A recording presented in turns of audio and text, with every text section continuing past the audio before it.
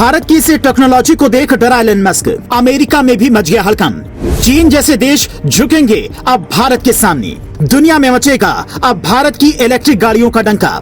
दुनिया में जब इलेक्ट्रिक गाड़ियों की बात होती है तो एलन मस्क की टेस्ला कंपनी का ही नाम सामने आता है। पूरी दुनिया को ऐसा लगता है कि एलन मस्क की कंपनी टेस्ला को कोई टक्कर नहीं दे सकता है। उनकी टेक्नोलॉजी के आगे सारी कंपनियां फेल हैं। लेकिन भारत, जो कि अमेरिका, चीन, रूस जैसे देशों के आगे फिलहाल अभी विकास कर रहा है, उसने एलन मस्क को टक्कर देने की तैयारी कर ली है। एलन मस्क की इलेक्ट्रिक गाड़ियों को टक्कर देने के लिए भारत की कंपनी टाटा ने पहल की है, वो भी पूरी तैयारी के साथ। वैसे तो टाटा कंपनी भारत के साथ पूरी दुनिया में अपनी टेक्नोलॉजी का डंका पीट रही है। आपको बता दें कि टाटा की गाड़ियां और कई प्रोडक्ट दुनिया के 140 देशों की जरूरत को पूरा कर रही हैं। लेकिन टाटा का पहला और सबसे जरूरी टारगेट है देश की जरूरत को पूरा करना और विकास करना। टाटा ने ऑटोमोबाइल सेक्टर में तहलका मचाने की तैयारी कर ली है। इसमें जापान की कंपनी भी टाटा के साथ साझेदारी का काम कर रही है। आपको बता दें कि टाटा एक ऐसी गाड़ी लॉन्च करने जा रही है जो कि एलन मस्क की इलेक्ट्रिक कार को टक्कर देगी। भारत में फिलहाल बातें ही चल रही हैं इसको लाने की, लेकिन जिस तरह से टाटा दमदार इलेक्ट्रिक कार उतार रहा है उससे लगता है शायद टेस्ला भारत में एंट्री नहीं कर पाए, और अगर एंट्री कर भी जाती है तो शायद उसे कुछ फायदा न मिले। अब जल्द ही ऐसा समय आएगा जब पूरी दुनिया में सिर्फ इलेक्ट्रिक गाड़ी ही सड़कों पर दिखेंगी। जिस तरह से टाटा एक के बाद एक शानदार कारों की लॉन्चिंग कर रहा है उससे लगता है एलन मस्क को कहीं बोरिया बिस्तरा समेटना न पड़े।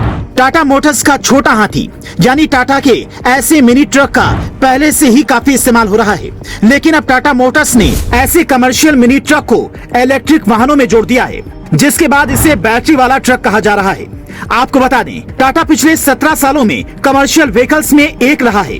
पूरे भारत में कमर्शियल व्हीकल्स में टाटा मोटर्स का ये योगदान करीब 70% रहा है, और अब इलेक्ट्रिक होने के बाद शायद ये आंकड़ा और बढ़ जाए। इलेक्ट्रिक मिनी ट्रक की बात करें तो नया इलेक्ट्रिक मोटर सिंगल चार्ज में 154 किलोमीटर तक चल सकता है।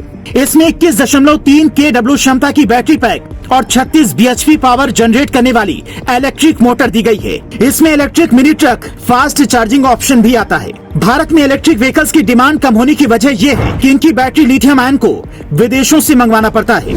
इसलिए टाटा ने इसी बात को ध्यान में रखते हुए इलेक्ट्रिक वाहनों में सुधार करके इसे भारत की जरूरतों के हिसाब से बनाने का टारगेट रखा है। इसमें एडवांस बैटरी कूलिंग सिस्टम और रीजनरेटिंग ब्रेकिंग सिस्टम भी दिया गया है, जिससे बैटरी में आग लगने जैसी घटनाएं नहीं हो सकें। इसमें 6000 किलोग्राम तक का भार ढोया जा सकता है। कंपनी का दावा है ग्राहकों की जरूरतों को ध्यान में रखते हुए लॉन्च किया गया है।